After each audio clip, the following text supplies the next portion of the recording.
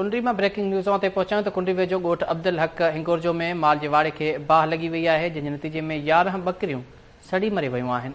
Breaking न्यूज़ों ते पहुंचाऊं पिया कुंडरी मां। कुंडरी वेझो ॻोठ अब्दुल हक हिंगोरजो में माल जे वाड़े खे बाहि 11 बकरियूं सड़ी मरी वयूं आहिनि। बाहि लॻण सबबि 11 बकरियूं सड़ी मरी वयूं। हिक में गऊं ऐं गाबी सड़ी ज़ख़्मी थी पई आहे। ब्रेकिंग न्यूज़ों ते पहुंचाऊं पिया कुंडरी मां। कुंडरी वेझो ॻोठ अब्दुल हक हिंगोरजो में माल जे वाड़े खे बाहि लॻण सबबि 11 बकरियूं सड़ी मरी वयूं आहिनि। बाहि लॻण सबबि 11 बकरियूं सड़ी मरी वयूं आहिनि। हिक में गऊं ऐं गाबी सड़ी ज़ख़्मी थी पई आहे।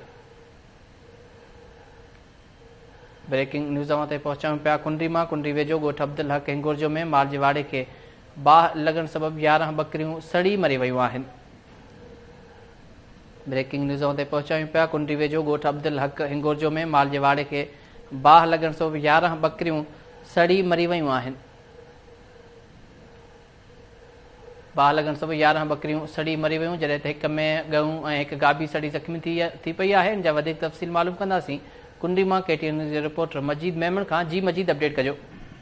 जी बिल्कुल, कुंडरी जो इलाक़ो आहे टाली शहर ॻोठ अब्दुल हक हिंगोरजो में माल जी जेके वाल झुपड़ियूं ठहियल हुयूं, उनखे अचानक बाहि लॻी वई।